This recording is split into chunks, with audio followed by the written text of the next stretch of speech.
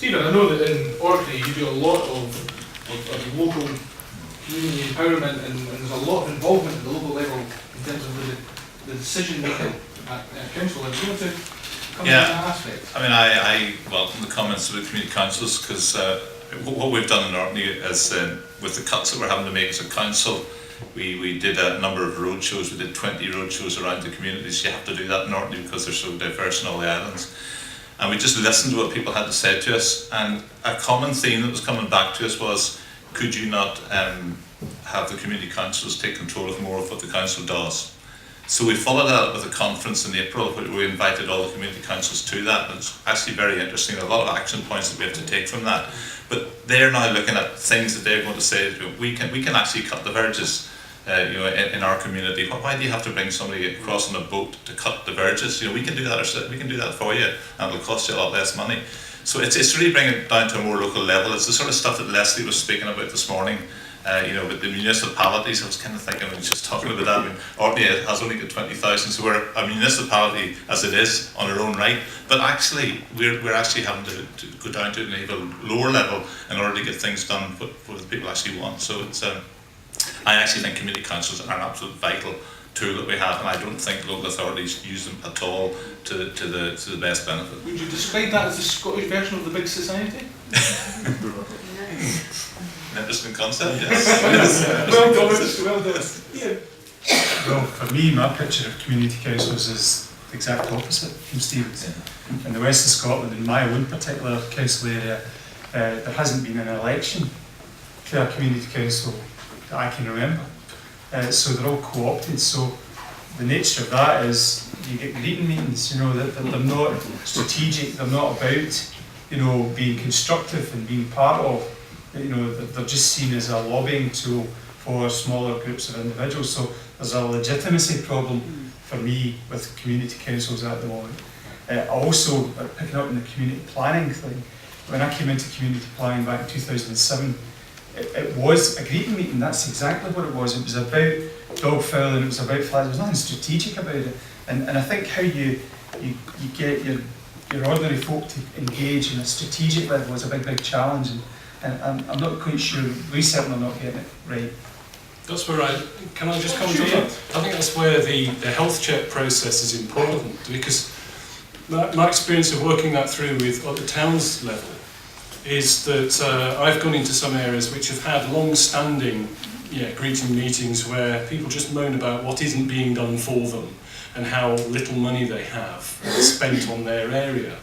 And you really need to kind of turn that round, which is to, what is the vision for your area and how can that be broken down into bite-sized chunks which are deliverable and realistic, and who's going to do that? Now, what skills have you got? What resources have you got?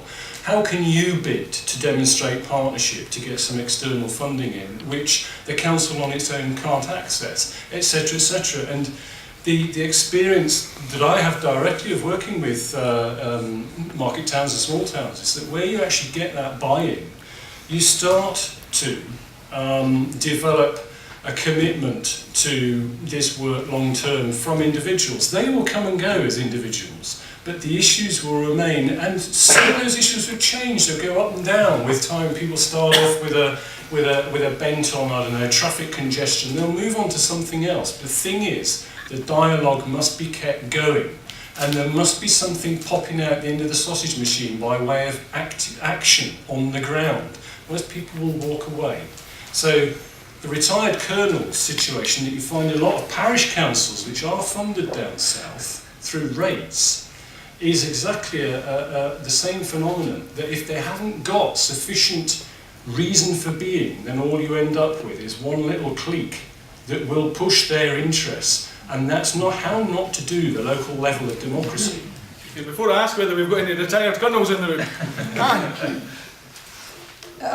I'm just wondering whether alongside community councils there couldn't be a new citizen-initiated series of radical rockers who could provide a skills bank able to help more than one community council.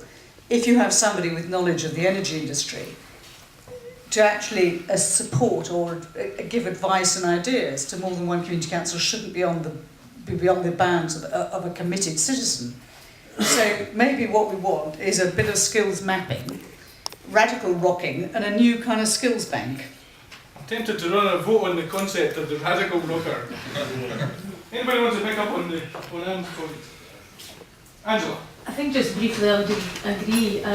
There's a concept called time bank that quite a few of you are probably aware of, and I think that's increasingly becoming popular across the board where that type of approach is there. But I think it isn't just community councils. I think in terms of engagement is important.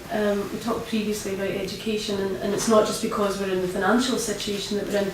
I think it is about that dialogue going on with people so that they understand some of the decisions that we're having to make, the reasons why we want to make them or change things, and that they then offer their contribution to what the solution is. And I think there's parent councils, there's residents associations, there's a whole myriad of different groups out there that we are actively engaging in, but possibly not to the best of our ability. And one of the things that Leslie did say earlier on was that she feels, and I certainly feel this as well, that there is a quiet revolution in terms of that engagement going out. At the cities, I had a session with all the 6 cities and the candidate City Perth as well last night.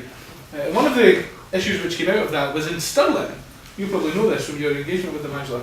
In Stirling they've got that many volunteers to help out with the archiving service. They've got a waiting list of people volunteering, and they've got that across a number of different areas. So there is, I think there's a common misperception that people don't want to step forward, but there are fantastic examples all across the country where people are. From my own point of view, I'm one of these people that was co-opted onto the community council.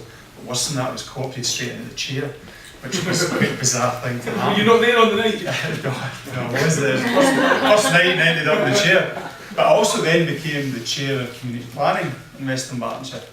And of course that tainted my view on community and community councils, because the legitimacy of them in my area, I don't think entitled them to the representation in community planning that other groups had. And that was a general feeling right across the board. It wasn't just me that said that. So we had a bit of a tough war with some of our active community councils. They said, we should be here as a matter of right. And I said, well, okay, be here as a matter of right, but demonstrate that you're legitimate.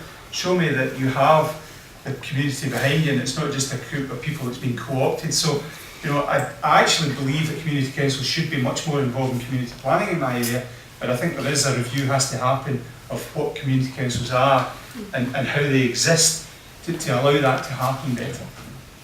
Okay, one final point. It strikes me that we're having a very 20th century conversation about community engagement, and if we're really realistic about renewing our democracy, we have to use technology more. And in America, they've got they use YouTube for government to train their elected officials, and they're using that increasingly for congressmen. Why can't we use that in our council chambers? Likewise, why can't we virtualise community councils, use Twitter, Facebook, and allow people who are engaged, particularly young people, in the democratic process? I think it's time for Fifth Amendment. Okay, I'm going to go straight to the vote on the other one. We'll come back to that over the night. Actually, we'll get you to finish that in the later session, Barry. Okay, back to the voting then. Those in favour of Iain's townspeople delivering good public services. Gee, fantastic. Well done, and thank you to Iain.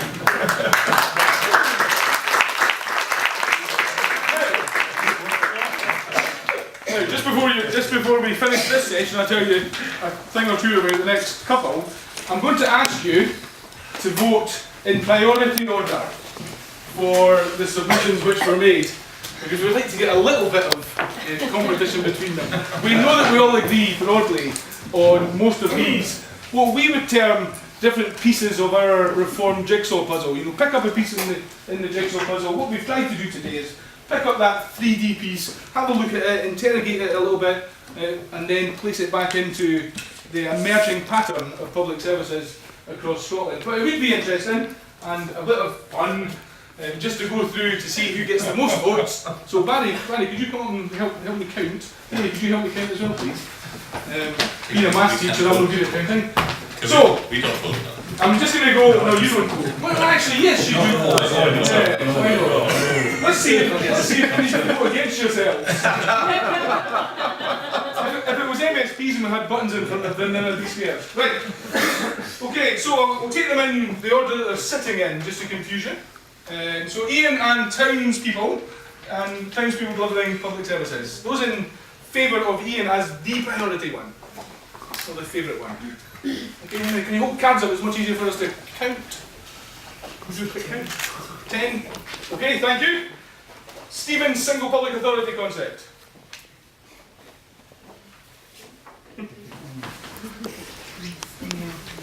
Fixed. He's voting. Vote for the last one. Iain's one council amalgamation concept. Well done, sir. Jim's city regions.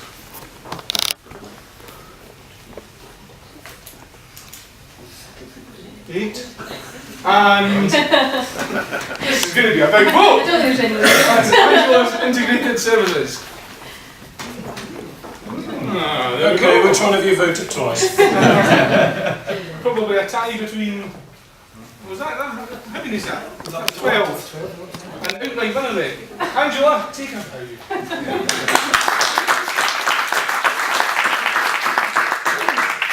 Okay, so for the rest of the day, we have a couple of things going on in the court area. The exhibition space with our agents of change, and if you want to spend some time with them, our sponsors. You've heard from some of them already, so Architecture+Design Scotland, Leitch and DLA Piper are out there, so please spend some time discussing these matters with them. We have the Adopt an Intern booth. If you haven't already spoken with at least one intern and let them bounce some ideas, and you bounce some ideas off them, and give them a bit of your experience and knowledge and your know-how. If you've not done that already, I make a plea that you spend 5 minutes with somebody. Don't be shy. You know, anyone who's got a t-shirt on, then just tap them on the shoulder and they'll more than happily sit down and have a chat. And then we have Speaker's Corner at 1:30, so your opportunity to stand up and pitch an idea. I think some of you have already been writing those ideas down and sticking them on the window at the back of the court area. If you've not already done that, then feel free, and I might just pick one or two of them out and get you to pitch them in that session. And then back here at 2 o'clock with a selection of cross-party newly elected MSPs and an audience with them. So back here at 2 for that.